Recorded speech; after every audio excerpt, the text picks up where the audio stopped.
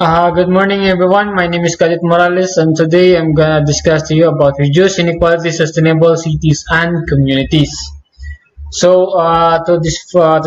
Discuss more about this topic, what is reduce inequality? Income inequality is on the rise. So, the richest has 10% have up to 40% of global income, whereas the poorest is only 10% earn and only between 2 to 7%.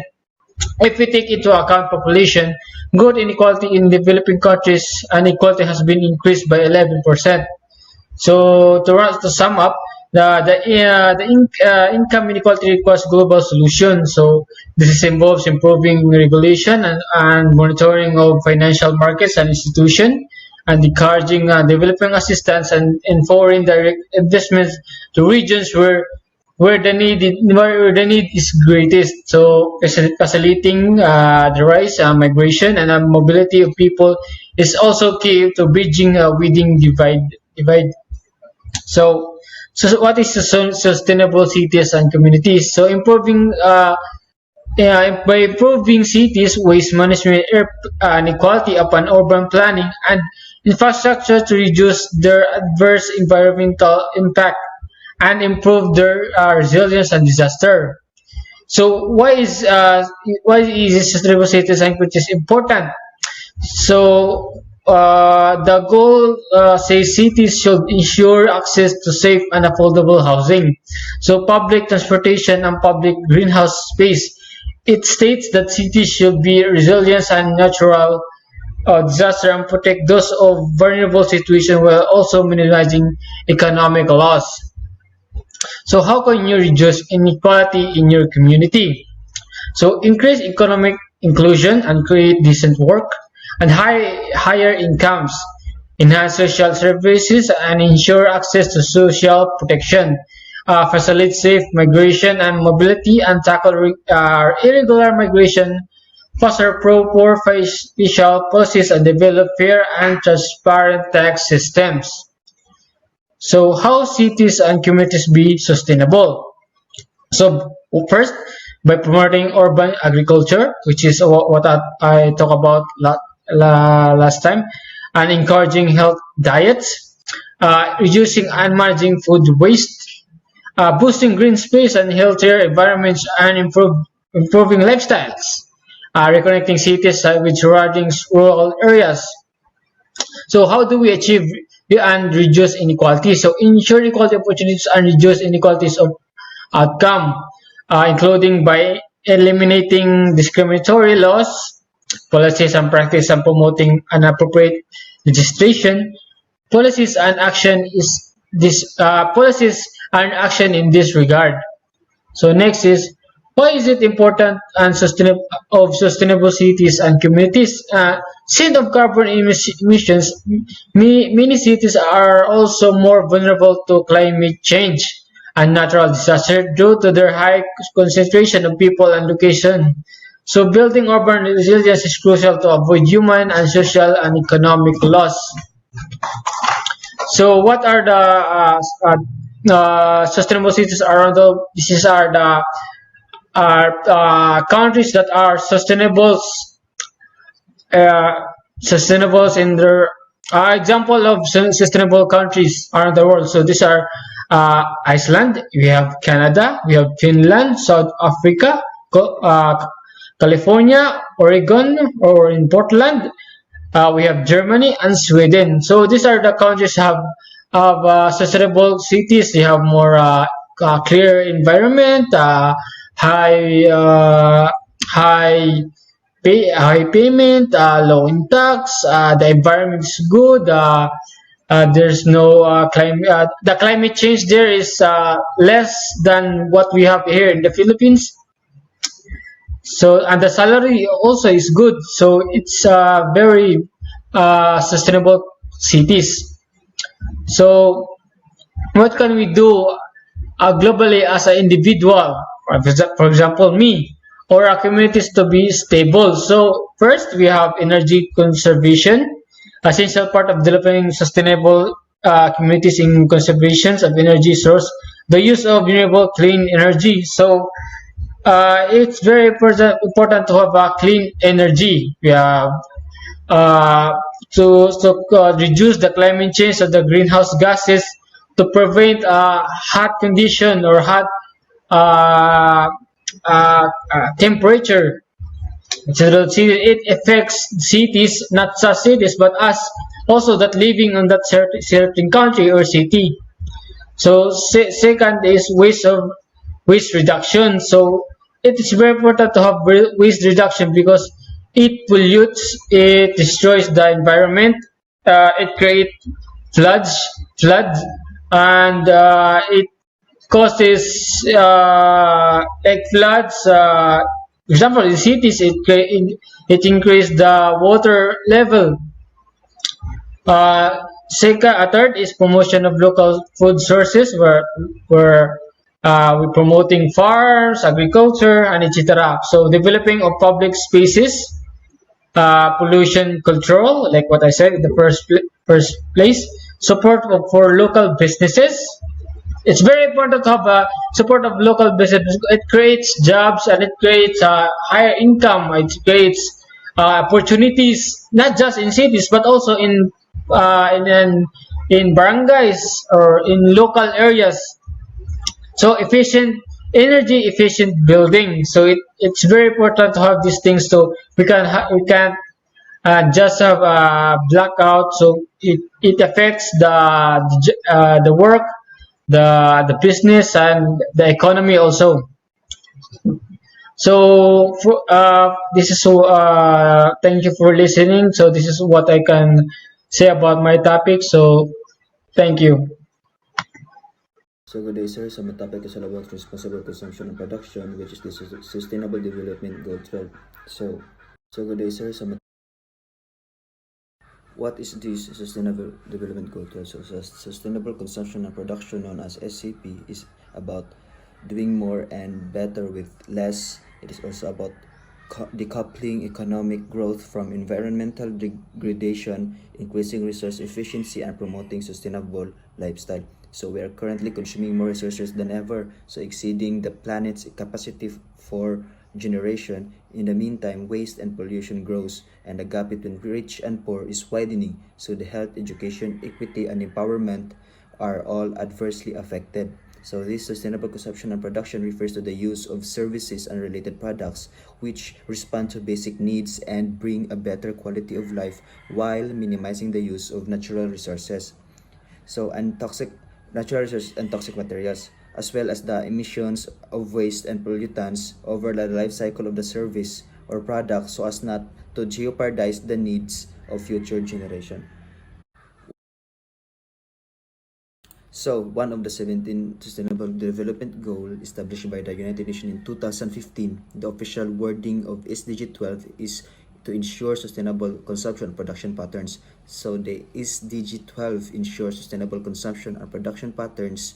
Sustainable consumption and production promotes resource and energy efficiency, sustainable infrastructure, and access to green and decent jobs and better quality of life.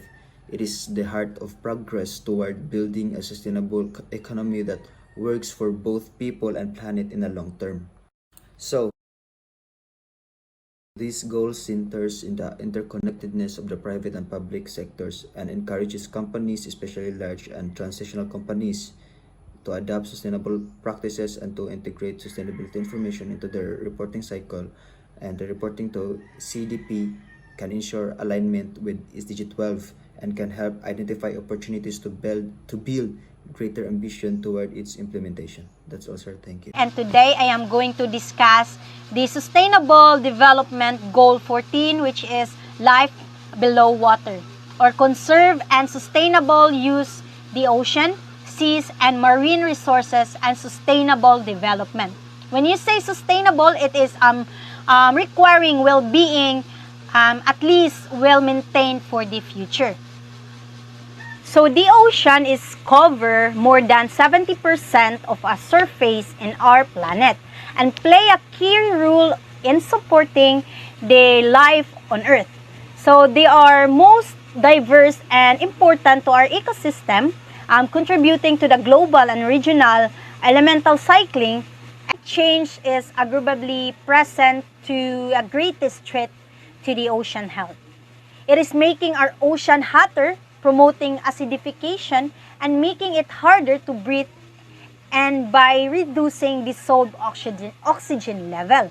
Imagine how poorly fish in the aquarium could fare if you turned up the heat, dripped in acid, and pulled out oxygen blood bubbler. So that is slowly but surely that we can doing to the ocean. So we can each reduce in our own carbon footprints by helping decelerate climate change by making smart choices about what we eat and how we travel. The carbon dioxide cost the streak and shrimp dinner, for the example, can be greater than diving in a low immersion car from Los Angeles to New York with 7.6 billion people on the planet. These are the decision and add up. In the business, we can join a companies such as Salesforce, Google, and live off carbon neutral. Second is plastic pollution.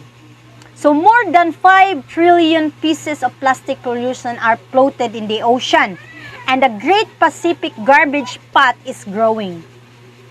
For every pound of tuna we can taking out of ocean, we can putting 2 pounds of plastic in back end. Bold interventions of reducing plastic pollution are urgently needed because, as you can see, look at those fishes in the oceans that is being eating plastics. So that is the main cause that the species is dying.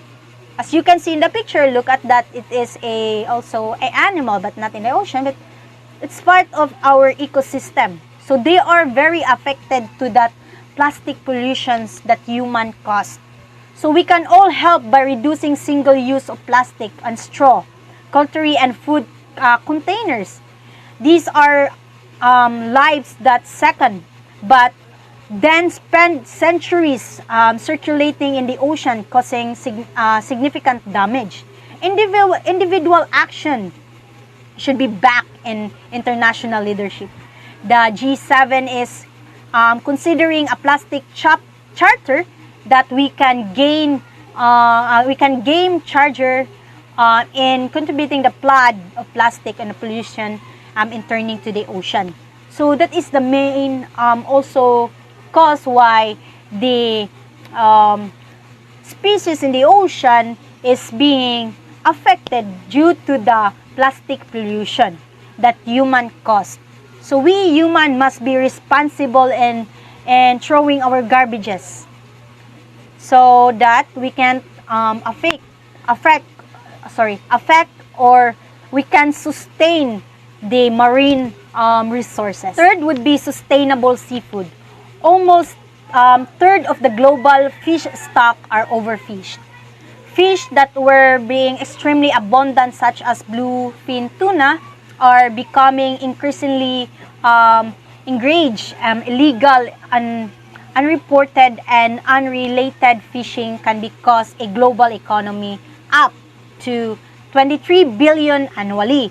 Restaurants and seafood markets in many areas routinely serve endangered seafood species that are being under the equivalent of hino and panda.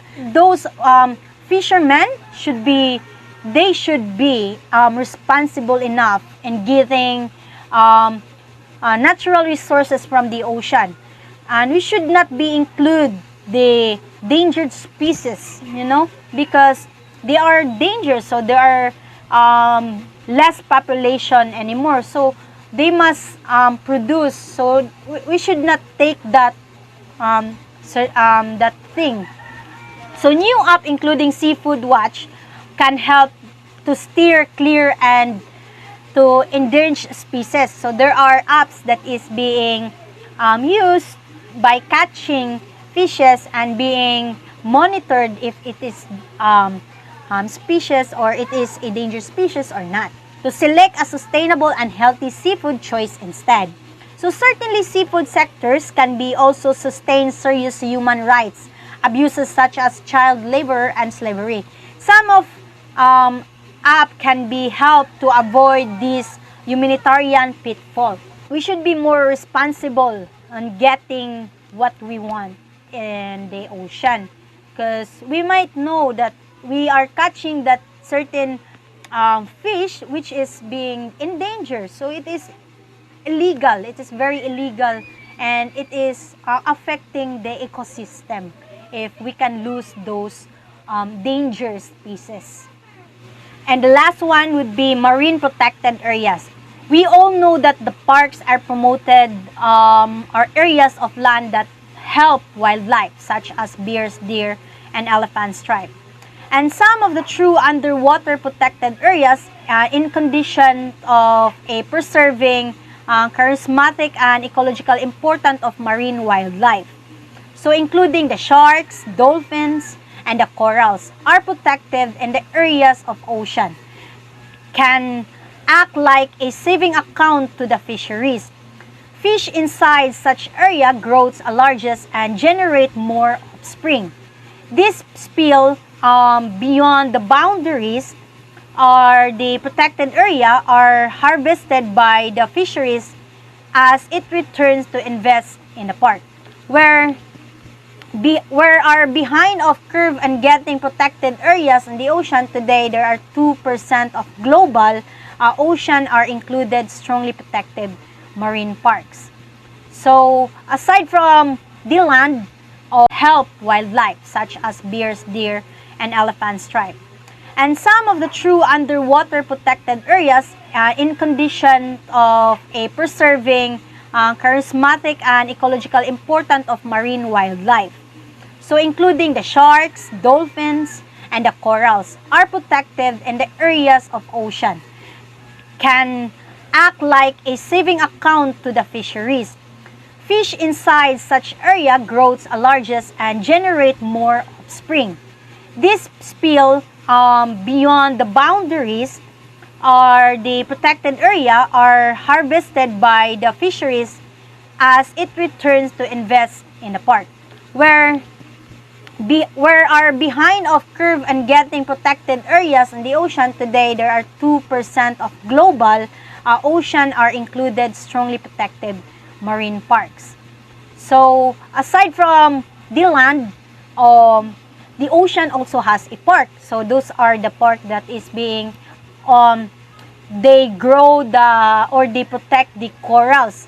So we human being as a of course we are we could be included as a tourist of some certain area, or if we have a vacation, we must be responsible enough. If we do vacation to the beaches, to the seas, we should be more responsible on not affecting the global or the what you call this one, the corals or the dolphins or the species that are very endangered in the ocean.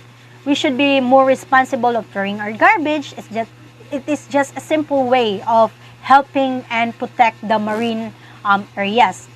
We need to back local and national international efforts to set up the marine protected areas. Responsible to travel also helps, like the tourism and industry that are the key beneficiary and guiding marine parks. Or we can reinforce these efforts by prioritizing hotels that are financing marine parks protections in the ocean backyards. So replanting the corals and managing the footprints of these parks. So it is very important that we should protect the corals. We should protect the corals because those are the home of the ocean. I mean, the species in the ocean. So that is the way they can produce offspring, you know. So as a human being, as a people in this planet, you know, we should be more responsible enough. As what I said, it's just redundant, but we should just to help ourselves and help the marine protected areas by throwing our garbages through the proper way and not affecting to the water or the species life below the water. So this is Decadet Manguray. I hope that you would learn. So good day sir and good day guys. So I am Decadet Sumabal and I'm here to tackle about the goal 13, which is the climate action. So this goal 13 talks about the climate action to take an urgent action to combat climate change and its impacts. The goal 13, the climate action. There is no country that is not experiencing the drastic effects of the climate change. Greenhouse gas emissions are more than 50% higher than in 1990. Global warming is causing long-lasting changes to our climate system, which threatens irreversible consequences if we did not do act. And the annual average economic losses from climate-related disasters are in the hundreds of billions of dollars. This is not to mention the human impact of geophysical disasters, which are 91% climate-related and which between 1998 and 2017, which killed 1.3 million people and left 4.4 billion injured.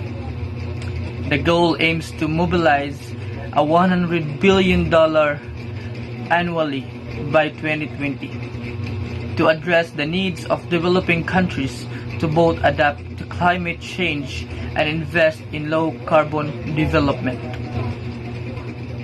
Supporting vulnerable regions will directly contribute not only to Goal 13 but also to the other SDGs.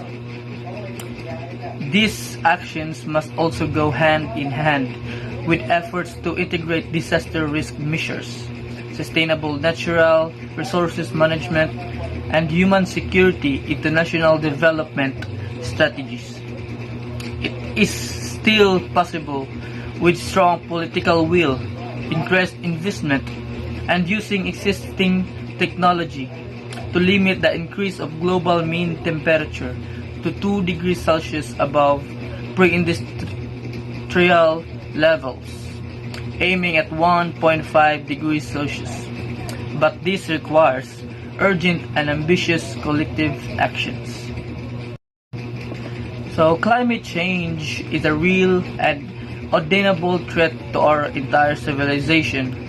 The effects are already visible and will be catastrophic unless we act now. Through education, innovation, adherence to our climate commitments, we can make the necessary changes to protect the planet. These changes also provided huge opportunities to modernize our infrastructure, which will create new jobs and promote greater prosperity across the globe. So now we will talk about the issue. So the issue. The exigency of the situation must not lead us to despair, rather it should propel us into action. That is from the Mary Robinson. The climate crisis is not a looming threat. People are now living with the consequences of centuries of greenhouse gas emission. A failure to act urgently now will mean a reverse in the development gains for the poorest and most vulnerable people in society, an erosion of biodiversity, increasing difficulties in providing food and shelter, as well as the potential loss of entire countries due to the impact of the climate change. So now, the approach. As the scientific evidence mounts, so too does the need to address the concerns vulnerable countries are raising around loss and damage and adaptation finance. That's from Ellen Johnson. the elder stands firmly behind the goal of limiting climate change to 1.5 degrees, as what I have said.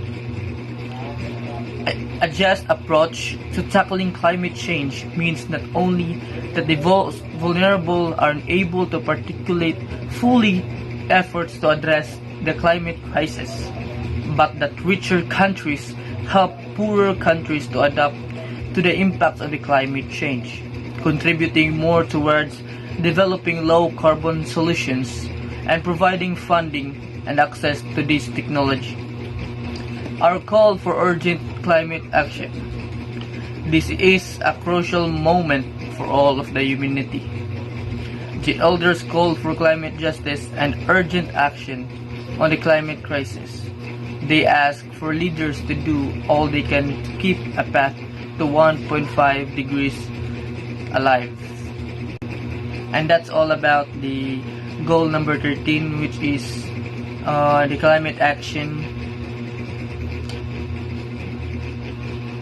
Again, I am Daikadit Samabal. Thank you.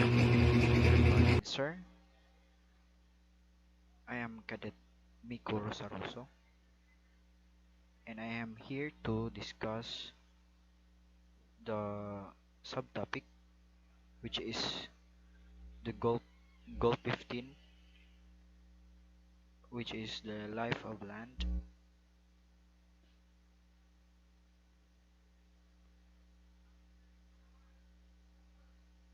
So, life of land. So, goal 15, life on land. So, life on land is to protect, restore, promote sustainable use of terrestrial ecosystems, sustainably manage forest, combat desertification, and halt and reverse land degradation and halt biodiversity loss. So, to protect the environment, the biodiversity, to restore and to promote sustainability of all the ecosystem, to how to manage, how to sustainable manage the forest and combat desertification, and halt, in other words, or other term, which is to stop from degradation and to stop the biodiversity loss.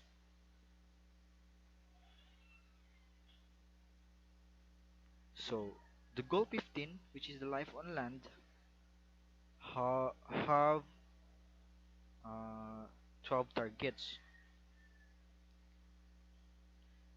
to make sure that we meet the global goals, to create action to protect and restore life on land. So the first target is to conserve and restore terrestrial and freshwater ecosystem. So by 2020, ensure the conservation, restoration, and sustainable use of terrestrial and inland freshwater ecosystems and their services, in particular forest, wetlands, mountains, and drylands, in line with obligation under international agreements. So the next target, which is the end deforestation and restore degraded forest. By 2020, the implementation of sustainable management of all types of forest, halt deforestation, restore degraded forest, and substantially increase afforestation and reforestation globally. The third is the end desertification and restore degraded land. By 2030, combat desertification, restore degraded land and soil included land affected by desertification, drought, and floods, and strive to achieve a land degradation neutral of world. The fourth is to ensure conservation of mountain ecosystems. By 2030, ensure the conservation of mountain ecosystems, including their biodiversity, in order to enhance their capacity to provide benefits that are essential for sustainable development. The fifth is to protect biodiversity and natural habitats, including uh, the animals living in that particular forest. So, take, urg- take urgent and significant action to reduce the degradation of natural habitats, halt the loss of biodiversity, and by 2020 protect and prevent the extinction of threatened species. The sixth is to promote access to genetic resources and fair sharing of the benefits. So, to promote fair and equitable sharing of the benefits arising from the utilization of genetic resources and promote appropriate access to such resources as internationally agreed. The seventh target, which is to eliminate poaching and trafficking of protected species. So take urgent action to end poaching and trafficking of protected species of flora and fauna and address both demand and supply of illegal wildlife products.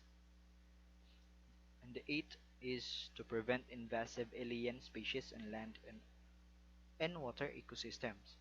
So by 2020, introduce measures to prevent the introduction of significantly reduce the impact of invasive alien species on land and water ecosystems and control eradicate the priority species. So the ninth targets, which is to integrate ecosystem and biodiversity in governmental planning. By 2020, integrate ecosystem and biodiversity values into national and local planning, development process, poverty reduction strategies and accounts.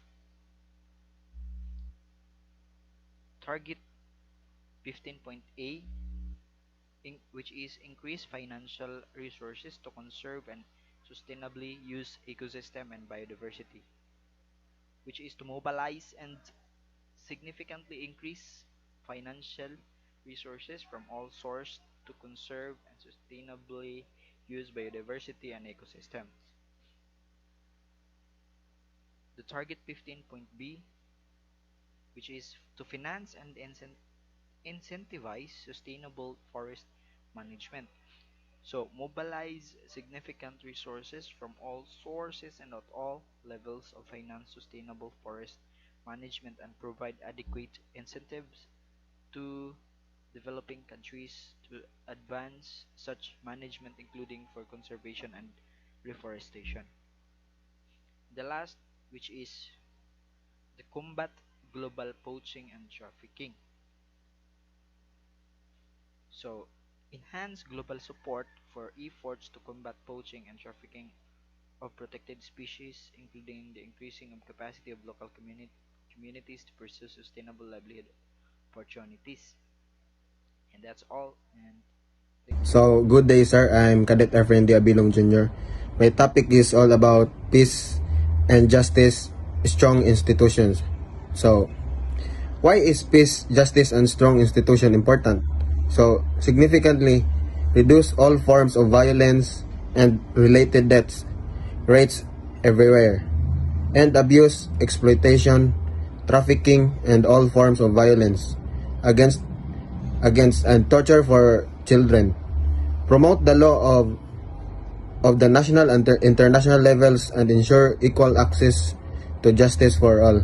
So when you say peace, justice, and strong institution, it is promoting the rule of law, transparency, accountability, good governance, and non-discrimination at all levels of government.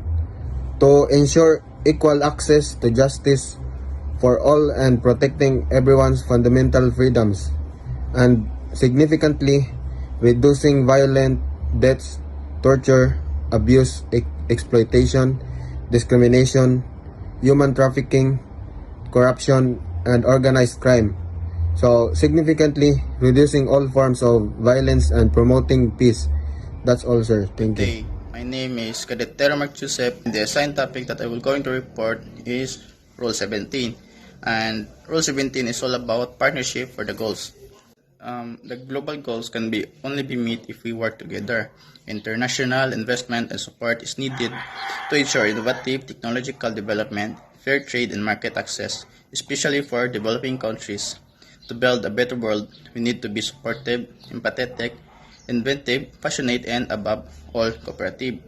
To achieve these goals, we need to have a good partnership, especially to help the developing countries. The example is 17.4. Assist developing countries in attaining debt sustainability. Assist developing countries in attaining long-term debt sustainability through coordinated policies aimed at fostering debt financing, debt relief, and debt restructuring as appropriate and address to external debt of highly indebted poor countries to reduce debt distress. So, next example, 17.15. Respect national leadership to implement policies for the goals, sustainable development goals.